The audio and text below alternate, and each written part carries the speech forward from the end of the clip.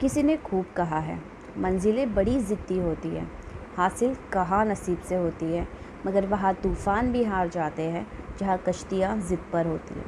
Hello people, welcome to the motivational booster. बड़े बाबू ने जिला अधिकारी यादव साहब से कहा, आज मुझे आधे दिन की छुट्टी चाहिए। पूछने पर उन्होंने कहा कि मेरा बेटा पिछले साल भी कुछ अंकों से फ़ेल हो गया था। अब फिर से एग्ज़ाम शुरू होने वाली है, इसलिए मैं उसकी टीचर से मिलके कहना चाहता हूँ कि थोड़ी कोशिश मैं करता हूँ, थोड़ी आप करिए, ताकि बेटे का एक और साल बर्बाद ना हो। यादव साहब ने कहा, कोशिश करना बहुत अच्छी बात है, पर यह कोशिश तुम्हें नहीं, तुम्हारे बेटे को करना चाहिए। जब तक वो कोशिश खुद नहीं करेगा, तब तक चाह के भी तुम उसकी मदद नहीं कर पाओगे और ना ही वो अपने पैरों पे खड़ा हो पाएगा। बड़े बाबू ने कहा, साहब जी, आप आजकल के बच्चों को नहीं जानते, उनको हर समय पके पकाए खाने की आदत हो चुकी है। यादव साहब ने कहा, मैं तुम्हें जाने से नहीं रोक रहा, लेकिन घर जाने से पहले सरकार द्वारा जारी सभी योजना से जुड़ी फाइल इकट्ठी करके मेरी गाड़ी में रखवा देना। कल सुबह मुझे सीधा हेडक्वार्टर्स मीटिंग में जाना है। बड़े बाबू ने अपने बेटे की पढ़ाई की चिंता में इतने डूबे हुए थे कि घर जाने से पहले फाइलों का बंडल रखवाना ही भूल गए। अगले दिन यादव जी सुबह अपने घर से सीधा मीटिंग के लिए हेडक्वार्टर्स जा पहुँचे। जब उन्होंने ड्राइवर से सारी फाइल अंदर लाने को कहा तो जवाब मिला, बड़े बाबू ने उसको कोई फाइल गाड़ी में रखवाने के लिए दी ही नहीं थी। यादव जी को अपने काम लगन से करने की आदत थी, इसलिए उन्होंने परेशान होने के बजाय खुद पे यकीन रखते हुए बिना फाइलों की ही मीटिंग में जाने का मन बना लिया। उधर दूसरे दिन दफ्तर में दाखिल होते ही जब बड़े बाबू ने फाइलों का बंडल अपने बेंच पे देखा तो उनको अपने भूल का अच्छे से एहसास हो गया।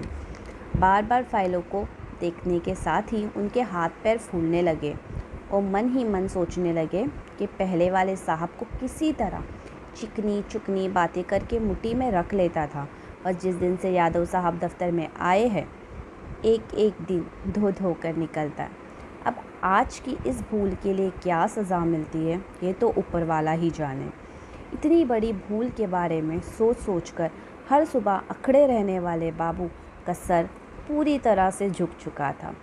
सारा दिन ना तो चाय पी, ना ही खाना खाने की हिम्मत जुटा पाए। नेगेटिव सोच के चलते यही बात सता रही थी कि यादव साहब ने आते ही आज कैसी जली कटी सुनानी है। पता नहीं आज नौकरी भी बच पाती है कि नहीं। अगर यादव साहब ने इस भूल के लिए निकाल दिया तो मैं ना घर का रहूँगा ना घाट का। बड़े बाबू इतने नेगेटिव सोच में खोए हुए थे कि उन्हें मालूम ही नहीं पड़ा कि किस समय यादव जी साहब अपने कैबिन में आकर बैठ गए। कुछ देर बाद चपरासी ने आकर बड़े बाबू से कहा, यादव जी आपको अपने कमरे में बुला रहे हैं। बड़े बाबू सर झुकाते हुए डरते डरते यादव साहब के कमरे में आखिर चले ही गए। यादव साहब ने फाइलों की बिना बात किए बड़े बाबू से उनके बेटे के एग्ज़ाम्स के बारे में बातचीत करना शुरू कर दी। बड़े बाबू ने बेटे के बारे में कुछ कहने की बजाय यादव साहब के पैर पकड़ लिए और गिड़गिड़ाते हुए बोले, साहब जी मुझे माफ़ कर दो, बेटे को पास करवाने की चिंता में सारी फाइल आपकी गाड़ी में रखवाना ही भूल गया था। यादव साहब ने कहा, तुम उसकी चिंता मत करो, मैंने मीटिंग में सारी सिचुएशन को संभाल लिया था। बड़े बाबू को ये सब एक सपने जैसा लग रहा था। उनके मन की दहशत उन्हें ये कह रही थी कि अभी कोई बड़ा सा बम सर पर फूटेगा। यादव साहब ने बड़े बाबू को हौसला देते हुए कहा कि मानसिक तनाव के चलते जीवन में ऐसे परेशानियां कई बार आ जाती हैं। ऐसे में घबराने और दुखी होने के बजाय हमें बड़ी शांति से अपने अनुभव के आधार पर माहौल को समझने की ज़रूरत होती है। बड़े बाबू को जब ये पक्का विश्वास हो गया कि यादव साहब ने उनकी भूल के लिए उन्हें माफ़ कर दिया तो उन्होंने हाथ जोड़ते कहा, सर आप महान हो। यादव साहब ने बड़े बाबू से कहा, तुम ठीक कह रहे हो, किसी भी गुनहगार को माफ़ करने वाला महान होता है, लेकिन अगर वो माफ़ करने के बाद क्रेडिट लेने की कोशिश करे तो वो गुनहगार बन जाता है। इसलिए ऐसी बातें करके आप तो मुझे गुनहगार ना बनाओ। वैसे भी कहते हैं महान बनना अच्छी बात है, लेकिन खुद को महान समझना हमारी छोटी सोच को दिखाता है।